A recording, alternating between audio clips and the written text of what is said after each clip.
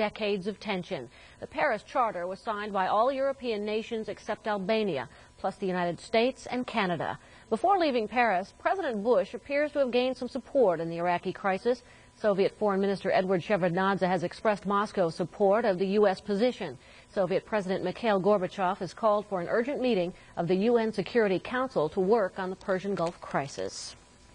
The Supreme Allied Commander Europe, General John Galvin, is making the rounds, visiting his troops in Germany, most of whom are very busy loading equipment for Operation Desert Shield. At the port in Bremerhaven, General Galvin answered questions in the rain while visiting a loading operation. General John Galvin recently spent a rainy morning in Bremerhaven watching soldiers loading various track and wheeled vehicles onto the ship Cape Inscription. This equipment is part of 2nd Armored Cavalry Regiment's Desert Shield support. The Cape Inscription should arrive in Saudi Arabia about the same time as the next contingent of U.S. forces. However, those not going to the desert were also on the general's mind, specifically family members staying in Germany. Some of the places, like Osterholz-Scharmbeck and like Aschaffenburg and other areas, will be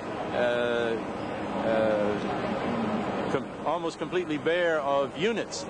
And so the family support, however, and the community support still has to go on. We have a lot of people working on that. General Galvin says none of the Saudi-bound troops should be worried about what's happening to their families remaining in Europe. Family support of those staying in Europe is a key element for the success of Desert Shield. From Bremerhaven, Specialist Glenn Wolf, AFN News. The Army and Air Force Exchange Service goes wherever soldiers go, and the Gulf is no exception. AFRTS has set up shop at Desert Shield, sending thousands of familiar products to the troops. Patrick Kaiser has more. Logistics play an important role in any military operation, and AFRTS Europe's support during Operation Desert Shield is no exception. Getting the merchandise to the troops requires a great deal of planning, manpower, and transportation. We currently have merchandise that is coming over to the Desert Shield area by containers, surface shipments that are coming out of the United States. During the month of October alone, we had over 500 containers that were received in a distribution center that we have set up in Saudi Arabia. In addition to surface shipments, AFRTS also sends merchandise from warehouses in Germany and the U.S. via military airlift. Once the supplies are received in Saudi Arabia, they are picked up by the field exchanges. The site's going to our distribution center, which is in Dhahran, where we currently have approximately an assortment of approximately 500 line items. And they purchase the items there, they go back out to the sites, and they sell through their interest fund operation out there. Reporting from Saudi Arabia and Operation Desert Shield, I'm Patrick Kaiser, AFRTS Europe Public Affairs for AFN News. The American Red Cross expects to have over 100 staff members in Saudi Arabia by the end of February as the U.S. buildup there continues. Red Cross Vice President James Hladecek stopped in Frankfurt on his way to the Gulf. He talked with AFN about the Red Cross mission of keeping the lines of communication open to American troops, and just as important, their mission to military families. We recognize that back home, wherever that would be, it could be here in Europe, it could be in the United States, or any place where the family resides, there are other kinds of complications occurring that Red Cross needs to respond to. The separation causes problems within the family that may need some counseling, may need some financial assistance, and Red Cross chapters and military installations, Red Cross units on military installations are meeting those kinds of needs. In addition, there's a large number of reservists being called to duty and reporting to Saudi. In this particular case, they're taken out of their normal work environment. They're put in the military environment and sent overseas, and this was totally unexpected. And as a result, complications could occur back home. In those cases, the local Red Cross offices are all prepared and ready to assist the families, and indeed our caseload, our financial assistance bears full witness to the fact that we're providing an increased level of service. To send an emergency message to family members in the Gulf, Americans living in Europe should contact their local Red Cross office. There's one at almost every military community or base. The 7th Medical Command is asking married service members to review their insurance coverage. 7th Medcom officials say some soldiers may want to get supplemental medical insurance before deploying to the Gulf. Since some 7th Medcom doctors and nurses will deploy to Desert Shield, Army hospitals may have to limit some services temporarily. Officials say families staying in Europe after deployment may have to depend more on campus because care in military treatment facilities could become difficult to get. Medical personnel from Army Reserve units in the States are expected to fill in for 7th Medcom personnel, but officials are not certain when they'll arrive. Well, flight delays aren't always bad news. For a unit of the 8th Infantry Division, a delay in departure for Saudi Arabia was good news. It gave them some extra time to spend with their families, as Sergeant Debbie Dubicki reports. The 8th ID's recon platoon of the 25th Chemical Company is in the process of deploying the Fox NBC vehicle to Operation Desert Shield. When their departure from Ramstein Air Base was put temporarily on hold, the company commander decided to call up the families and have them visit for the afternoon to say their final goodbyes until who knows when. That's the hardest thing for family members to deal with. Will there be a war, and when will the soldiers come home? Having young children and wondering where Daddy is and asking for Daddy. When's Daddy coming back, and not being able to provide an answer. Just come back home as soon as possible and, not get hurt or anything bad happen to him or any of the guys, Every unit deploying to the Middle East is sent off a different way. Some get out without a hitch, while others, like the 25th Chemical Company's recon platoon, sit and wait. But the command's concern for the people made those few extra hours special. Air Force Sergeant Debbie Dubicki, AFN News. A sergeant in Wiesbaden will be deploying to the desert soon. When she goes, she'll leave behind a husband to take care of their 4 children. Is he prepared or is he scared? Airman Sonia McGraw reports. Sergeant Sherri Stanley is both a soldier and a mom. At work, she's a licensed practical nurse for the 68th Medical Group. At home, she and her husband Jeff have a house full, 4 daughters ranging in age from 3 to 12. And Jeff is about to become Mr. Mom. Sherri is scheduled to leave for Saudi Arabia around the beginning of December. Oh, he's got it all. He's Mr. Mom now again. Because when I was over here 7 months without him, he had to play Mr. Mom back in the States. So that includes reviewing homework, answering all the questions that you get, especially with little girls that are starting to develop and, turn into young women and stuff, and laundry, cooking, cleaning, school functions, church every Sunday, whatever. At home, Jeff knows there's a lot to do, but says with a little help, he can manage. A whole lot of praying for one. Laundry, more cooking, more house cleaning. So that's about basically it, just picking up the pace a little bit more, doing the things that she usually does that now I have to do. So. As Sherri packs her things for this assignment, she and Jeff are trying to answer the children's questions. Yeah, the night before or a few days before it's really actually going to happen, and we'll probably sit them down and say, okay, this is time. Same way we did it when she PCS'd over here. We had to sit down and say, okay, we're going to the airport now, and when your mama goes out the door this time, she ain't coming home tonight. It's hectic. It's just something that you've got to put up with when you're married, to military personnel. Sherri has explained to the children that she won't be in a dangerous area, but 9-year-old Angela still worries about her mom. As I learn more, I get a little more concerned and worried. As deployment from Europe to the Middle East continues, many service members will be faced with leaving families behind. As the Stanley family demonstrates, communication can answer the many questions and help to ease the many fears. In Wiesbaden, I'm Airman Sonia McCraw, AFN News. Time now for a look at our Thanksgiving weather picture. Sergeant Rob Rios has our forecast.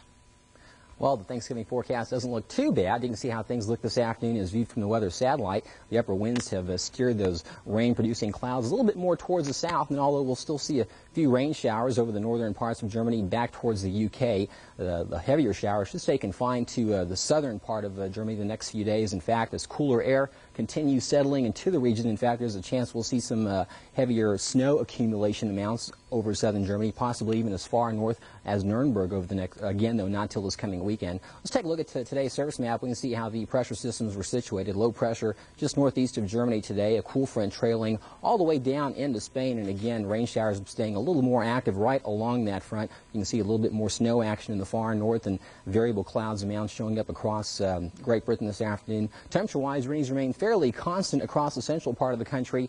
In the far north, though, at 3 p.m., readings were already in the upper teens and 20s. And in fact, all the way down in Madrid today, the high in Madrid was only 49. And on the back side of that front, here we go, on the back side of that front, the warmer air, Rome checked in at 65 degrees. You can see 47 in Paris, 45 here in Frankfurt, and over in Vienna, also 47 degrees. As far as the numbers go, in Germany this afternoon, readings remain fairly mild, I guess. 45 was the high, and that was both here in Frankfurt, also in the Bonn area. 44 southeast in Nuremberg. Munich, I guess, a cold spot at the cool spot rather at 40 degrees. And as of this afternoon, showers were a little bit more active over towards the southern part of the country. On to tomorrow's map, you can see basically what we're expecting in the pattern. That area of low pressure having moved a little bit more towards the east there. Cool front, though, still fairly intact over towards the southern alpine areas, and once again, light snowfall will likely threaten the southern alpine areas right along that front. Temperatures back in the 40s. In fact, I really don't see very much change for tomorrow, although, again, increasing chance of snow developing over southern Germany over the coming weekend. Over towards the UK, variable clouds amounts, once again, light fog developing at night, some of that burning off during the daytime. Then over the coming weekend, a fairly strong system is forecast to work its way off the Atlantic and will start approaching the UK, and right now, anyhow, has the capability of producing not only some high winds, but some fairly heavy rain showers over the Isles this coming weekend. Again, though, not till this coming Saturday and Sunday. Tomorrow, though, the forecast doesn't look too bad, with partly to occasionally cloudy skies in store for Central Europe and the UK.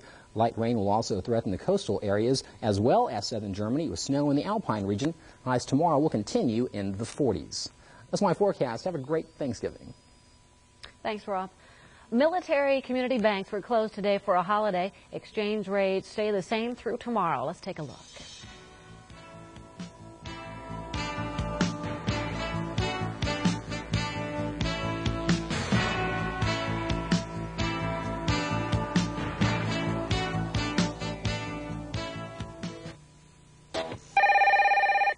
What? I got out the job. Can you believe it? Oh, I'm so excited.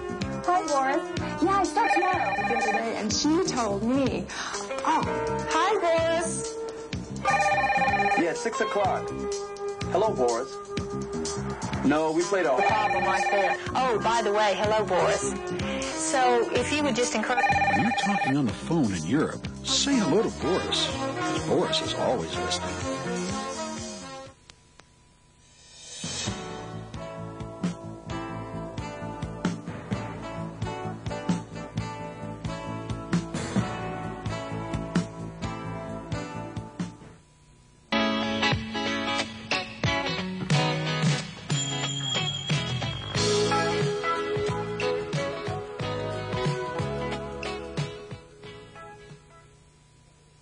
I can't think of a better way to get to know what the real Germany is like. Now, very few tourists get to know Germans the way I have. We've discovered that nationality, race, sex, language are no barrier for understanding. I was amazed how easy it was to talk to the Americans I met. Now we do a lot of things together. And we did it all with contact. Make contact with Contact. Kontakt ist schön.